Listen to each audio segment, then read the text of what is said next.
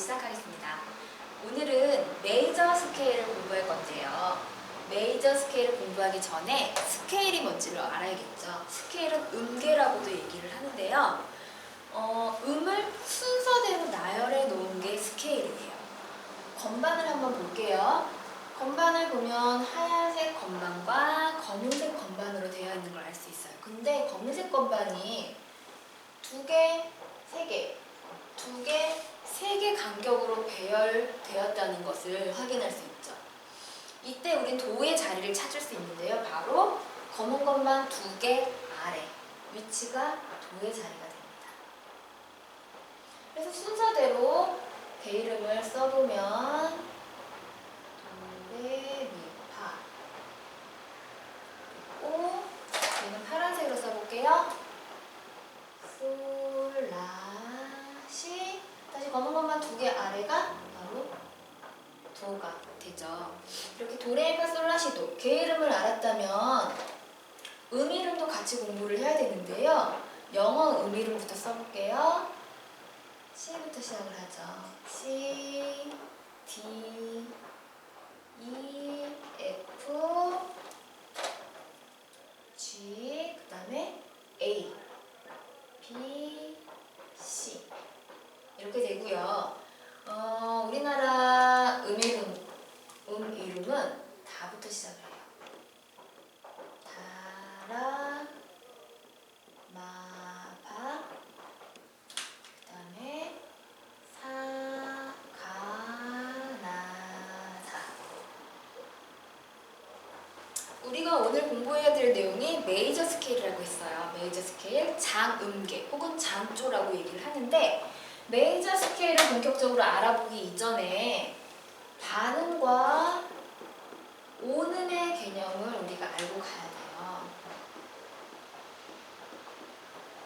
반음이라고 하는 것은 건반에서 가장 가까운 거리예요. 도에서 살펴보면 반음 위에는 얘가 될 것이고요. 반음 아래로는 얘가 될 거예요. 가장 가까운 거리니까. 그러면 레에서 반음 위에는 가장 가까운 거리니까 얘가 될 거고 가장 가까운 거리, 반음 아래로는 얘가 될 거예요. 반음의 개념 이해되시죠? 그럼 다시 미를 살펴볼게요. 미에서 반음 위로는 중간에 검은 건반이 없죠. 그렇기 때문에 바로 파가 반음 위의 음이 되는 거예요. 그래서 여기서 살펴보면 미와 파, E와 F는 서로 반음 간격이다 라는 것을 알 수 있죠. 이렇게 중간에 검은 건반이 없는 구간이 또 있어요. 바로 시와 도. 중간에 검은 건반이 없기 때문에 시와 도 사이는 바로 반음 간격이 되겠죠. 가장 가까운 거리. 그래서 여기 건반에서도 우리가 미와 파, E와 F 사이는 가장 가까운 거리인 반음인 걸 알 수 있고요. 뒤에 B와 C, C와 도 사이도 가장 가까운 거리인 반음이라는 걸 알 수 있습니다. 반음이 무엇인지 알았다면 온음이 무엇인지도 우리가 알아야 되는데요. 온음은 반음 플러스 반음이에요. 자, 도에서부터 볼게요. 도에서 레는요, 반음이 1개, 그리고 2개. 반음인 온음이 되는 거예요. 그러면은 레하고 미도 볼게요. 레하고 미 사이는 반음이 중간에 하나, 그리고 여기서 여기까지 또 반음 간격. 그래서 반음이 2개인 온음이 되겠죠. 솔, 라 사이도 반음이 1개, 또 여기서부터 여기까지 반음이 1개. 반음인 온음 간격이 될 것이고요. 라에서 시, 또 여기까지 반음이 1개, 반음이 또 1개인 온음 간격이 연발성 표시해보면 오는 오나, 그리고 뒤에도 오는 오는 간격으로 배열된다는 걸 알 수 있죠. 이렇게 반음과 온음의 개념을 우리가 공부를 했으면 이번에는 샵과 플랫에 대해서 알아볼 거예요.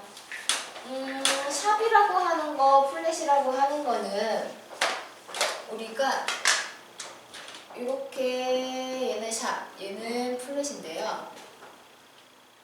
가장 가까운 거리로 샵은 상행시키라는 표시예요. 즉 반음 올림표라는 뜻이고요. 플랫은 가장 가까운 거리로 하행시키라는 뜻이에요. 즉 반음 내림표라는 뜻이죠. 자, 건반에서 살펴볼게요. C라는 음이 있어요.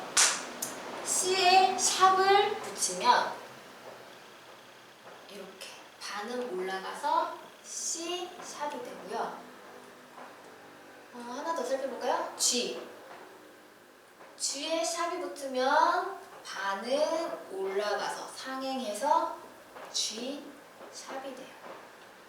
플랫도 알아봐야겠죠? 자, 그러면은 D에서 플랫을 해주면 반음 하행해라. 그래서 D 플랫이 될 거고요. 반대로 여기서부터 A에 플랫을 해주면 반음 하행시켜라. 그래서 A 플랫이 될 거예요. 근데 잠깐 가만히 보니까 같은 음이잖아요. 같은 음인데 각각의 이름이 달라요. 표기된 이름이 다르죠. 이렇게 같은 음인데 이름이 다른 것을 우리는 이명, 동음 혹은 딴 이름 한 소리라고 얘기를 합니다. 이름은 다르지만 음이 같다. 그래서 이런 것을 우리는 이명, 동음이라고 한다는 것을 기억해 주시면 될 거예요.